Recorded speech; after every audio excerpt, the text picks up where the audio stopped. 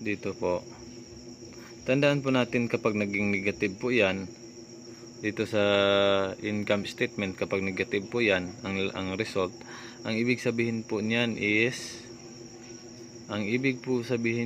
lugi tayo.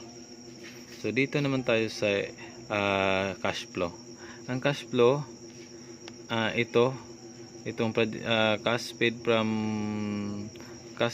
from customer, ibig sabihin po niyan is yung projected sales natin. So, i-derive lang natin itong projected sales natin. At saka ito ng cash paid from operating expenses. So, kinuha po ito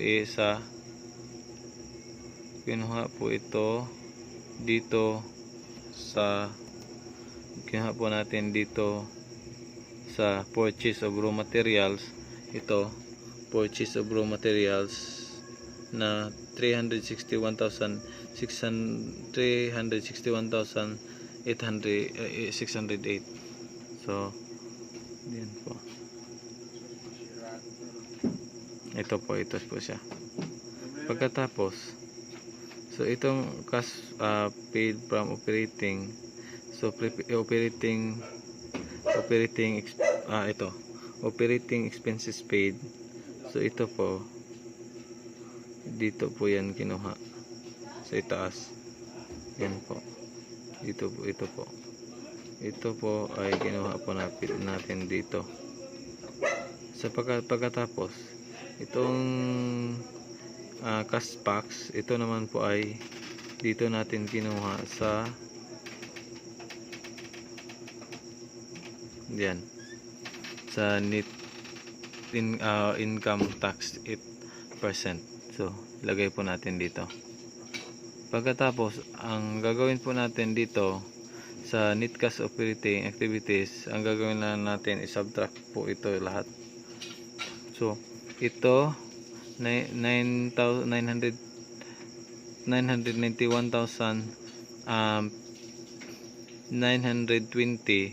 minus 361,608 minus 573,823 minus 5,229.23.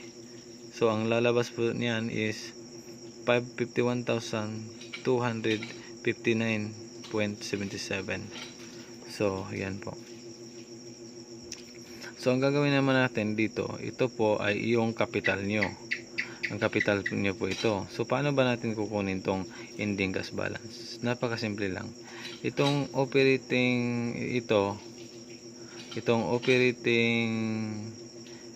net cash for operating activities, i-plus lang natin sa beginning cash balance natin, which is yung capital natin.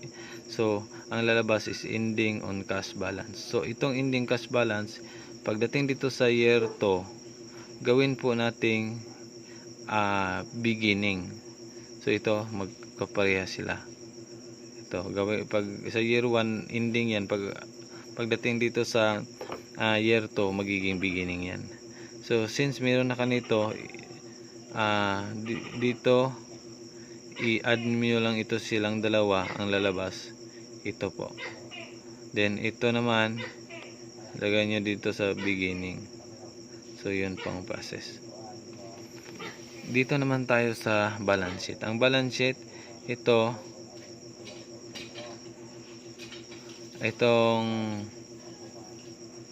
cash, ang cash natin, ilagay po itong beginning cash balance, beginning cash balance, i-derive po natin dito hanggang year 2, year 5, year 3, year 2, year 3, year 4, year 5. So, okay, ito naman po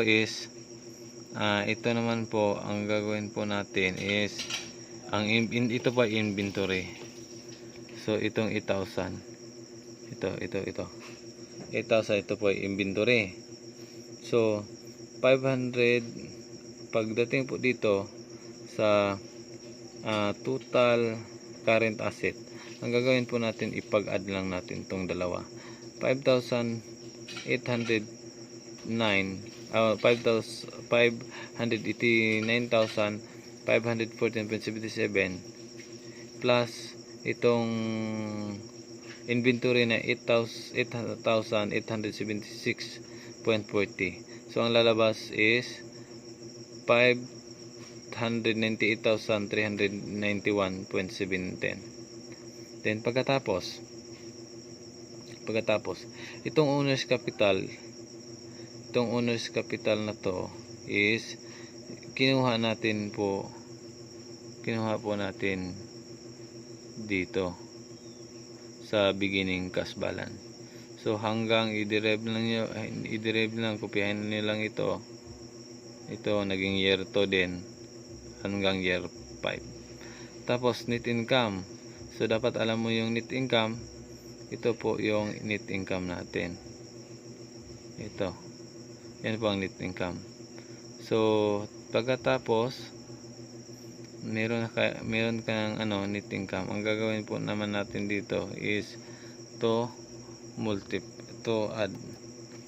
So since meron na kanito at saka nito, yung owner's capital plus net income na 60,136.17 ang lalabas nito po. Ipag-compare lang natin dito sa change owner equity at saka ito pong na-add natin sa balance sheet. Kapag nagtutukma niyan, ibig sabihin po niyan is balance na.